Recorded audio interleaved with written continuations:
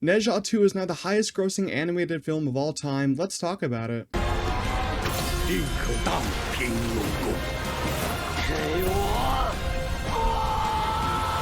Hey everyone, I hope you're doing well. Before we get into this review, make sure to leave a like, as it's free to do so and it helps on a lot. But I don't know what they're putting in China's water, China's oxygen, or China's food, because this movie is a must-see and it's absolutely crazy, man. One of my favorites of this year so far. And what's funny about this movie is that I only figured out and learned about its existence of this franchise and all that like 2 or 3 weeks ago, because I do follow some box office pages on Twitter, and I learned that it was actually the first movie to hit $1 billion in one single market, and it crossed that in China, because this movie is of course from China.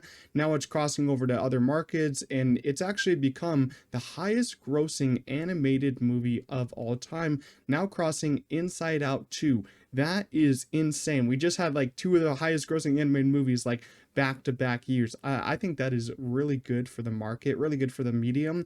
And what's interesting about the single market grossing in China, it's the first one to gross a billion, as I said. America has never actually had that. We had The Force Awakens, which grossed 936 million, and to be real, I don't think we're gonna have another American movie to gross that ever again. The Avatar movies, you'd think, but I think the Avatar movies have only grossed like 700 to 800 million domestically. So, after all this box office talk, I started believing the hype in this movie, and I was like, okay, let me go dig into this one. Of course, it's the second one, so I had to go find the first one, and I found the first one was on YouTube for free to watch, and it's still on there for free, I'm pretty sure. And I found it to be a fun and harmless story about a kid, Ne Zha, who has the demon orb in him, and he fights demons. There's people think he's a terrible person because he has the demon orb in him, think he's going to destroy them and all that. But it gets a lot, interesting. It gets a lot more interesting after that. It's a nice simple story, but it does have some great themes and emotional moments. So I recommend you go out and check that one out before you see the second one. And I do recommend you see the second one in theaters, because this new one is so much better. Like, oh my god, as I said already, it's already one of my favorite movies of the year. I think it's like top 3 for me, just behind like Companion, The Monkey, probably some of those. And during my screening of it, I just kept saying under my breath, this is insane, and I kept leaning in as I was just locked in so hard with this whole film. One of my biggest complaints about the first Ne Zha movie was that it was just too goofy, and there was a lot of exposition as they had to set up the whole lore about what's going on in this movie. And while the second one still has a decent bit of goofy scenes, and they're turned down quite a bit, and I do understand this is mostly like a kids movie, I would say it's kind of built for teens and all that. They do go into some adult themes in here. It didn't bother me as much in this one because there is the less of it. And we really get launched into this story in the second one. Kind of the first one, not a bit of a spoiler, but it does end on a cliffhanger. So when you launch in the second one, you're already like in the middle of a war. You're in the middle of a conflict between these two nations. So there's like zero exposition to be had. There is some stuff to be explained about some new characters and all that, but I love this one so much more because it just was action, action, action. Some story, but the pacing was 10 times better in my eyes. Yu Zhang is the director of both Ne Zha movies, and what's most impressive about this is that there's only movies that he has done. He has also done 2 shorts, but if we're only counting 2 feature-length movies, the Ne Zha movies are the only ones that he's directed. And I'm now hoping that he gets to do the third one, because he has done justice with these films, and the storylines just get more interesting, more fresh, more emotional, and he's just made into them such cinematic events, and people love them so much, as you can see from the box office numbers. And I think that he seriously upgraded everything with his work on this sequel. Like, I'm not even kidding, he locked in. A massive positive that I want to give Ne Zha 2 is that it went the Winter Soldier route with this sequel, because it became more dramatic and more serious compared to the first one, which I wanted more of. After the first one, I was like, oh yeah, the goofiness didn't work for me. I wanted more serious moments here. So I walked out of this one with a big fat smile on my face. There's a lot of decent emotional sequences here that caught me off guard also. As I grew to love these characters so much, I felt more attached to them in the sequel.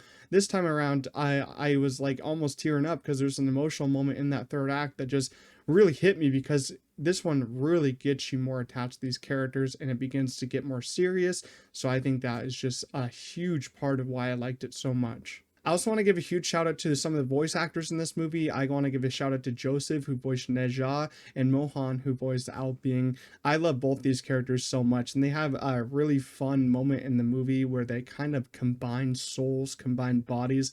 So they're both in Ne Zha's body. It was a really fun moment, and I loved how they each took turns on taking over his body. So you get to see each side of him. You know, one's a calm person, one's a very emotional person, but they keep themselves locked together with both of them. You know, both of them are such a strong connection because they're the spirit, you know, the spirit pearl, the demon orb, and all that. So I love these two voice actors. I think they did such a great job at conveying this friendship, conveying all the emotion between their two characters. One thing that kept blowing my mind in this movie was the animation and the action sequences. They did not have to go this hard with these sequences, but they did, and I'm not complaining because I was so entertained. When I was watching this, I felt the same way when I was watching Avatar and Avatar The Way of Water for the first time, because it's the feeling that the visual medium is changing right in front of your eyes, and I'm seeing something that I've never seen done before. I know some people go into this and be like, oh, it's just the same thing as, you know, some other things. It kind of the action sequences kind of reminded me a little bit like Dragon Ball Z and like some anime stuff. But some of the stuff, man, I feel like I've never seen done before. Let's just say the amount of action sequences in this is a lot, and I lost count because there were so many.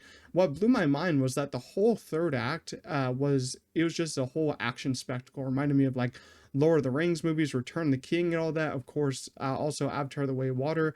The last hour of this movie's runtime is just insane. You know, the direction, these huge and colorful fight sequences is seamless, and I love that I knew exactly what was going on in any moment of the frame. You know, it was all so great. I was just in complete shock over what I was watching unfold on screen. I just want to rewatch the last third of this movie just over and over again to see how they did it, because the animation on this was absolutely nuts. Overall, Ne Zha 2 is a must-see in theaters, as it's one of the best movies I have seen this year. I didn't know what this franchise was 3 weeks ago, but now sign me up as a fan because I want this third movie right away. The main reason why I like this so much more than the first one is that it became more serious and dramatic and less goofy. Not only that, the action and animation sequences are top-notch, left me in awe. The last hour is just action sequence after action sequence, fight after fight. It's nuts, man. I now understand why this is now the highest grossing animated movie of all time. I'm gonna give Ne Zha 2 a strong 8 out of 10. I really recommend that you all go out and see this in theaters while it is playing. It is, of course, a subtitled movie with English subtitles. Before you go out and see it, though, make sure you do watch the first one. I think it's still on Netflix for free. It's a really harmless, fun movie, but this second one is so much better. I'm actually really interested in seeing how it's going to hold at the box office, but I really want to go see it again. But if you did see Ne Zha 2, leave your own thoughts down below in the comments. If you did enjoy this review, make sure to leave a like and subscribe, as it does help me a lot. But I'll see you guys in the next one. Peace out.